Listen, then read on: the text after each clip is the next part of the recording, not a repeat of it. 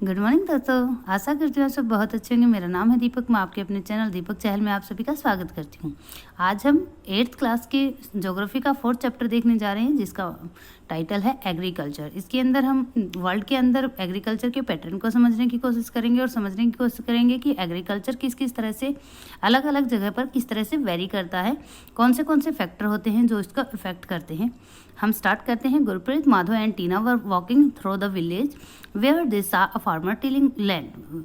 गुरप्रीत, माधव और टीना जो गांव है उससे जा रहे थे और वो देखते हैं कि एक फार्मर टिलिंग कर रहा है, अपनी लैंड की जुताई कर रहा है।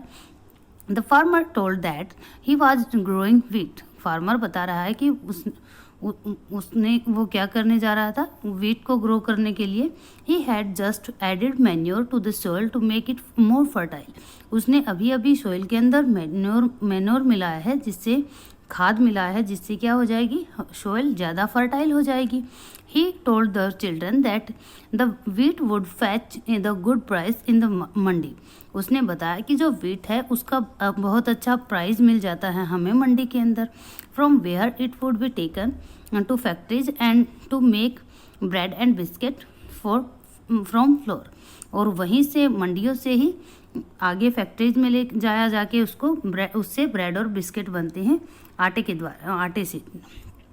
The formation from the plant to the finished products involve 3 type of economic activities। जो ट्रांसफॉर्मेशन होती है प्लांट से लेकर, जो रॉ मटेरियल से लेकर जो प्रोडक्ट हमारे पास आते हैं, उन तक 3 प्रोसेस होते हैं, 3 टाइप की एक्टिविटीज़ होती हैं, इकोनॉमिकल एक्टिविटीज़ होती हैं, जिनको हम इस तरह से डिफाइन करते हैं। These are primary, secondary and tertiary. वो पहली, दूसरी और तीसरी एक्टिविटी होती हैं, जिसे हम प्राथमिक, द्वितीय और तृतीय बोलते हैं। इंग्लिश में अगर हम बोलेंगे तो प्राइमरी, सेकेंडरी एंड टर्शियरी।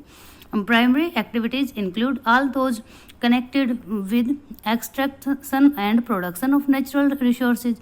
जो प्राइमरी एक्टिविटीज होती हैं उसमें उनके साथ कनेक्शन होता है जिसके अंदर एक्सट्रैक्ट किए जाते हैं रिसोर्सेज को, या फिर प्रोड्यूस किए जाते हैं, प्रोडक्शन की जाती है।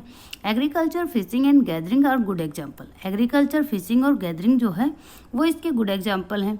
Secondary activities are concern with the process of these resources. जो सेकेंडरी एक्टिविटीज होती हैं उनके अंदर जो प्रोसेसिंग होती है इन रिसोर्सेज को कंसर्न करने की, उसको इंक्लूड किया जाता है। मैन्युफैक्चरिंग ऑफ स्टील की मैन्युफैक्चरिंग, स्टील को बनाने का जो काम होता है। Baking of bread and weaving of cloth are the example of this activity. और जैसे ब्रेड है उसको बेक करने की जो एक्टिविटी है, या फिर जो क्लॉथ है उसको वेव करने की जो एक्टिविटी होती है, वही जो सेकेंडरी एक्टिविटी में हम इंक्लूड करते हैं। Tertiary activity provides support to the primary and secondary sector. जो तीसरा लेवल की एक्टिविटी है वो सपोर्ट प्रोवाइड करती है प्राइमरी और सेकेंडरी सेक्टर को थ्रू सर्विसेज के थ्रू, जैसे transport, trade, banking, insurance and advertising are example of tertiary activities. Transport, trade और बैंकिंग, इंश्योरेंस और एडवर्टाइजमेंट एक उदाहरण होते हैं टर्शियरी एक्टिविटी के। Agriculture is primary activity. Agriculture जो होती है वो प्राइमरी एक्टिविटीज होती है। It include growing crop. इसके अंदर क्या क्या इंक्लूड की जाते हैं? ग्रोइंग क्रॉप उगाना, fruit, vegetable, flowers and rearing of life stock. इसके अंदर हम क्रॉप, फ्रूट, वेजिटेबल, फ्लावर्स और जो लाइफ स्टॉक होते हैं उसको रेयर करने का काम इंक्लूड कर लेते हैं। इन वर्ल्ड के अंदर 50% of the person are engaged in the agriculture activities. 50% लोग आज भी क्या हैं, एंगेज हैं एग्रीकल्चर एक्टिविटीज़ के अंदर। 2/3 of India's population is still depend on agriculture. और अगर हम इंडिया की बात करते हैं तो यहाँ की 2/3 जो पॉपुलेशन है वो एग्रीकल्चर पे ही डिपेंड है। Favourable topography of soil. अगर फेवरेबल टोपोग्राफी है मतलब एक ऐसा स्थल है जो फेवर करता है एग्रीकल्चर को, सोइल ऐसी है जो फेवर करती है एग्रीकल्चर को। एंड क्लाइमेट, और ऐसा क्लाइमेट है are vital for agriculture activity, वो आइडियल होता है एग्रीकल्चर एक्टिविटीज के लिए। The land on which the crop are grown is known as the arable land. जिस जगह पर, जिस लैंड के ऊपर क्रॉप को ग्रो किया जाता है उसे कृषि योग्य भूमि कहा जाता है। In the map you can see that agriculture activities are concentrated in those areas of the world where suitable factors are for the growing of crop exit. आप देखोगे कि जो मेन जगह हैं, जो कंसंट्रेशन है एग्रीकल्चर एक्टिविटीज़ का, वो वहीं पर है जहाँ पर एग्रीकल्चर के लिए सुटेबल फैक्टर हमें दिखाई देते हैं। ठीक है, जैसे कि आप इस मैप के अंदर पता कर सकते हो कि जहाँ पर ग्रासलैंड है मेनली वहीं पर खेती की जाती है, या फिर जैसे हमारे भारत देश के अंदर आप देखोगे कि थिकली इसके ऊपर एग्रीकल्चर की जाती है। क्यों? क्योंकि यहाँ पर एल्यूवियल सॉइल बहुत ज़्यादा मिलती है।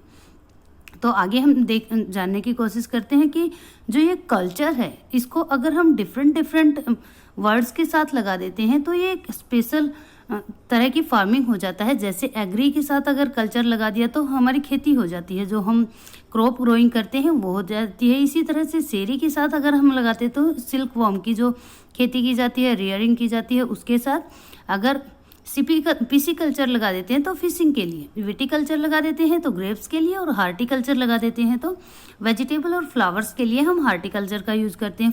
फार्म सिस्टम कि जो फार्म सिस्टम होता है वो कैसे होता है, एग्रीकल्चर एंड और farm can be looked at as a system. Agriculture और फार्मिंग को हम एक सिस्टम की तरह देख सकते हैं। The important input are seed, fertiliser, machinery and जो इम्पोर्टेंट इनपुट होते हैं इसके अंदर वो सीड, फर्टिलाइजर, मशीनरी और क्या होते हैं, लेबर होती है।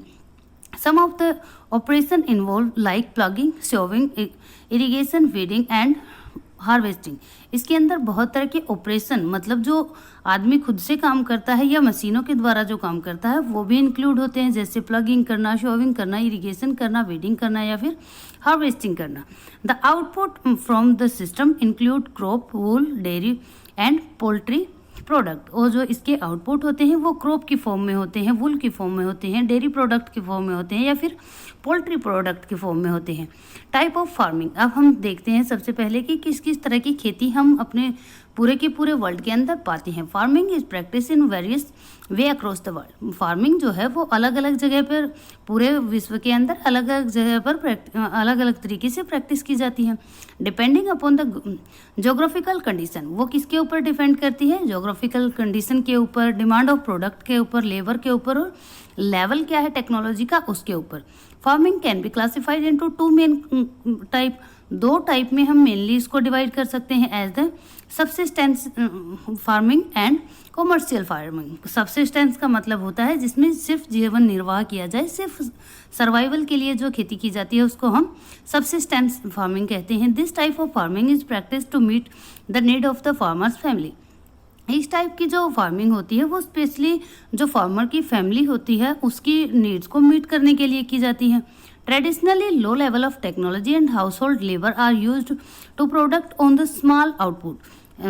अगर हम ट्रेडिशनली देखें तो छोटे लेवल पे बहुत बड़े एरिया, मतलब जो एरिया होता था उसके अंदर घर के ही जो लोग होते थे उन्हीं के द्वारा बिना किसी ज़्यादा टेक्नोलॉजी के जो फार्मिंग की जाती थी उससे बहुत कम प्रोडक्ट की आउटपुट होती थी, उसी को हम सबसिस्टेंस फार्मिंग कहते हैं। Subsistence farming can be further classified into as intensive subsistence and primitive subsistence farming. इसको भी हम आगे जाकर दो भागों में डिवाइड कर सकते हैं, जैसे एक होती है इंटेंसिव जिसके अंदर गहन कृषि की जाती है, और एक होती है प्रीमेटिव जो पहले से चली आती रही है उसी तरह से आज करना, मतलब जो परंपरागत चली आ रही है उसी तरह से सबसिस्टेंस फार्मिंग करना।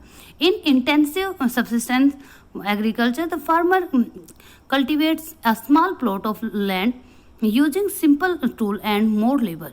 इसके अंदर क्या होता है, एक छोटा प्लॉट होता है, एक छोटा एरिया होता है और उसके ऊपर सिंपल टूल्स के द्वारा एग्रीकल्चर की जाती है फार्मर के द्वारा। Climate was large number of days with sunshine and fertile soil permit growing of more than one crop annually on the same plot। और जो क्लाइमेट होता है, सनशाइन होती है और जो फर्टाइल सोल होती है वो परमिशन देती है, मतलब परमिट करती है कि एनुअली एक से ज़्यादा क्रॉप भी आप ग्रो कर सकते हो। जैसे हमारे देश के अंदर होता है rice is the main crop, rice जो होती है वो मेन क्रॉप होती है। Other crop include wheat, Maiza, pulses and oil seed. और जो दूसरी जो क्रॉप होती हैं वो वीट, मैजा, पल्सेज और ऑयल सीड होती हैं। Intensive subsistence agriculture is prevalent in the thickly populated area, वो कहाँ पर होती है, जहाँ पर बहुत ज़्यादा पॉपुलेशन होती है, जहाँ पर बहुत ज़्यादा लेबर करने वाले होते हैं और मशीनों का लेवल बहुत कम होता है। Of the monsoon region of south east and east Asia, वो ये कहाँ पर है, साउथ के अंदर, साउथ का मतलब जो एशिया का साउथ पार्ट है वहाँ पर, साउथ ईस्ट और जो ईस्ट एशिया है वहाँ पर आपको मेनली दिखाई दे जाएगी। जैसे आप अगर इंडिया से दूसरी जगह पर भी देखना चाहो तो जो साउथ ईस्ट एशिया है वहाँ पर आपको अच्छे से दिखाई दे जाएगी, जैसे इंडोनेशिया के अंदर भी। ठीक है, हम प्रिमेटिव सब्सिस्टेंस एग्रीकल्चर की बात कर रहे हैं, उसके अंदर क्या होता है, जो पहले से चली आ रही है उसी तरह की खेती को आज भी कंटिन्यूस रखा जाता है। इसके अंदर किसी भी तरह की टेक्नोलॉजी का यूज़ नहीं किया जाता। पहले जो हम पढ़ रहे थे, जिसके अंदर इंटेंसिव पढ़ रहे थे, उसमें लेबर बहुत ज़्यादा लगती है, उसमें हम टेक्नोलॉजी का भी यूज कर लेते हैं। लेकिन जो प्रिमेटिव होती है उसके अंदर हम टेक्नोलॉजी का यूज बिल्कुल नहीं करते। इसमें हम देखेंगे कि किस तरह से हम खेती करते हैं, including shifting cultivation and nomadic herding. इसके अंदर शिफ्टिंग कल्टीवेशन और जो नोमैडिक हार्डिंग होती है उनको इंक्लूड किया जाता है। नोमैडिक हार्डिंग का मतलब पशुओं को एक जगह से दूसरी जगह पर चराना या फिर हार्डिंग करना उनकी, और शिफ्टिंग कल्टीवेशन का मतलब किसी जंगल को एक जगह पे साफ किया खेती की जब तक वो फर्टाइल है, जब उसकी फर्टिलिटी कम हो गई तो दूसरी जगह से साफ करके हम वहाँ पर खेती करना स्टार्ट कर देते हैं। ये एक जगह से दूसरी जगह शिफ्ट होती रहती है, इसीलिए हम इसको शिफ्टिंग कल्टीवेशन बोलते हैं। Shifting cultivation is practice in the thickly forested area of Amazon basin, tropical Africa, part of south east Asia and north east India. जो शिफ्टिंग कल्टीवेशन होती है वो थिकली फॉरेस्ट जो होते हैं, जैसे अमेजन बेसिन, ट्रॉपिकल जो अफ्रीका है वो, और साउथ ईस्ट एशिया और इंडिया के अगर हम बात करें तो नॉर्थ ईस्ट के अंदर हमें ये खेती देखने को मिल जाती है। These are the area of heavy rainfall, ये ऐसे एरिया हैं जहाँ पर हैवी रेनफॉल होती है, and thick regeneration of vegetable, और यहाँ पर क्विक रीजनरेशन हो जाता है, बहुत जल्दी जो वेजिटेशन है वो जल्दी से दोबारा ग्रो कर जाती है। A plot of land is cleared by the falling of tree, एक प्लॉट को क्लियर कर लिया जाता है, वहाँ के ट्री को वहाँ से हटा दिया जाता है, फॉल्ट किया जाता है, एंड बर्निंग देम, और वहाँ पर जला दिया जाता है। The ashes of then mix with the soil, और जो ऐस होती है, जो राख होती है, उसको सोइल के साथ मिला दिया जाता है। And crops are like maize, yam, potato and cassava are grown, और उसके अंदर जो प्लॉट होता है उसके अंदर मैजा, याम, पोटैटो और कसावा को ग्रो किया जाता है। After the soil lose its fertility, जैसे ही जो सोइल है अपनी फर्टिलिटी को लूज करती है, the land is abandoned, land को वापस छोड़ दिया जाता है। And the cultivator move to a new plot, और जो कल्टीवेटर हैं, जो फार्मर्स हैं, वो दूसरी जगह पे दूसरे प्लॉट की तलाश में कहीं दूसरी जगह चले जाते हैं। Shifting cultivation is also known as the slash and burn agriculture, इसी को साल्ट्स और बर्न एग्रीकल्चर भी कहा जाता है। नोमैडिक हार्डिंग, नोमैडिक हार्डिंग का मतलब जब बहुत बड़े ग्रुप को लेकर हार्डिंग के हम एक जगह से दूसरी जगह जाते हैं। Is practice in the semi arid and arid region of Sahara, central Asia and some part of India like Rajasthan and Jammu Kashmir. जो नोमैडिक हार्डिंग होती है वो प्रैक्टिस की जाती है या तो सेमी एरिड मतलब अर्ध शुष्क क्षेत्रों में, या फिर शुष्क क्षेत्रों में जो सहारा के अंदर हमें देखने को मिल जाएंगे, सेंट्रल एशिया के अंदर, और कुछ पार्ट इंडिया के अंदर भी। जैसे अगर हम सूखे की बात करें तो वो राजस्थान में हमें मिल जाएंगे। अगर हम मौसम के हिसाब से देखें तो जम्मू कश्मीर में भी हमें नोमैडिक हार्डिंग मिल जाएगी। ठीक है, जैसे बकरवाल जो होते हैं वो सर्दियों में क्या करते हैं, सर्दियों में घाटियों में उतर आते हैं, और जैसे ही गर्मियाँ होती हैं वो पहाड़ों पे अपने झुंडों को लेकर चले जाते हैं। ठीक है, ये ही क्या होती है, नोमैडिक हार्डिंग होती है बच्चों। In this type of farming, इस तरह की फार्मिंग में herdsmen move from place to place with their animal, herdsman जो होते हैं वो एक जगह से दूसरी जगह जाते रहते हैं अपने एनिमल्स के लिए, for fodder and water, fodder की तलाश में या फिर वाटर की तलाश में, अलोंग डिफाइंड रूट्स, अलग अलग रूट्स के ऊपर। This type of movement arise in response of climatic constraint and trends, ये जो मूवमेंट होता है ये किस पे डिपेंड करता है, उनके क्लाइमेट के ऊपर, और जो ट्रेन होते हैं उनके ऊपर, उनकी जो धरातल होता है उसके ऊपर मतलब। ठीक है, sheep, camel, yak and goat are most commonly reared, और ऐसे जानवर कौन से होते हैं जिनको रियर किया जाता है, वो शिप, कैमल या गोट होती हैं। They provide milk, meat, wool, hides and other product of the herder and their family, और ये क्या क्या प्रोवाइड करते हैं, मिल्क, मीट, वुल, हाइड्स, और दूसरे जो हाइड्स का मतलब क्या होता है, जो फर होते हैं वो प्रोवाइड करते हैं, ठीक है। इनकी खाल से उन्हें बहुत तरह के प्रोडक्ट मिल जाते हैं। अब हम पढ़ते हैं बच्चों कॉमर्शियल फार्मिंग। अब तक हम क्या पढ़ रहे थे, जो बेसिक एग्रीकल्चर होती है उसको पढ़ रहे थे, जिसमें जो सब्सिस्टेंस फार्मिंग होती है उसको। अभी हम पढ़ेंगे कॉमर्शियल फार्मिंग। अब तक तो जो पढ़ रहे थे जो लोग अपने निर्वाह के लिए खेती करते हैं वो। अभी हम पढ़ेंगे कि व्यापार के लिए किस तरह से खेती की जाती है, कॉमर्शियल फार्मिंग क्या होती है। In commercial farming crop are grown and animal are reared for sale in market. Commercial farming के अंदर क्रॉप को ग्रो किया जाता है और जो एनिमल है उनको रेयर किया जाता है मार्केट में बेचने के लिए। पहले जो किया जा रहा था वो सिर्फ फार्मर की भरण पोषण के लिए किया जा रहा था।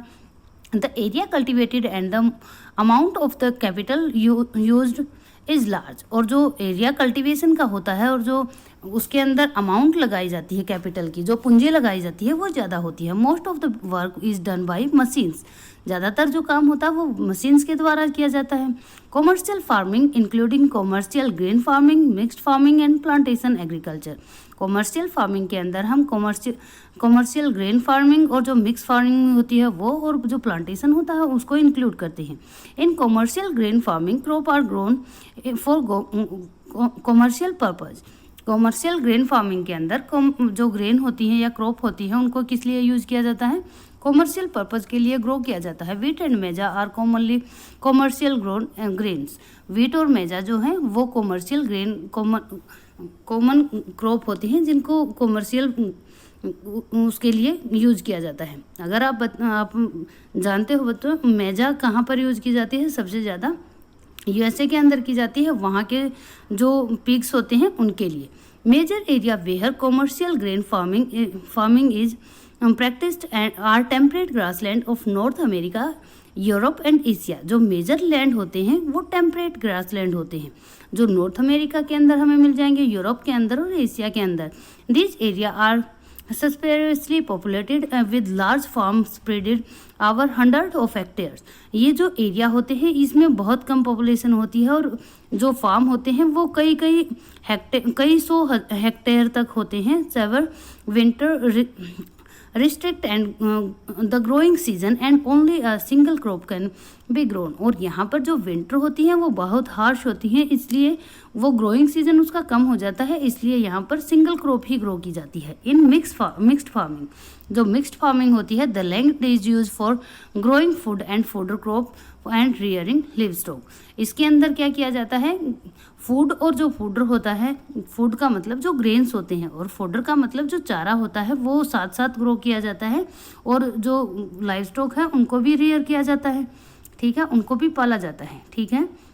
It is practised in Europe, eastern USA, Argentina, south east Australia, New Zealand and south Africa. इसको कहाँ पर प्रैक्टिस किया जाता है, यूरोप के अंदर, ईस्टर्न यूएसए के अंदर, अर्जेंटीना के अंदर, साउथ ईस्ट ऑस्ट्रेलिया के अंदर, न्यूजीलैंड के अंदर और साउथ अफ्रीका के अंदर। प्लांटेशन, जो बड़े बड़े फार्मिंग होती है जहाँ पर बहुत बड़े एरिया में एक ही क्रॉप को ग्रो किया जाता है उसको हम प्लांटेशन बोलते हैं। जैसे आप लोगों ने असम के टी प्लांट्स के बारे में सुना होगा, इसी तरह से बहुत बड़े एरिया में बनाना की या फिर पाम जो ट्री होते हैं उनकी भी प्लांटेशन की जाती है, उसके बारे में हम पढ़ेंगे। Plantation are a type of commercial farming.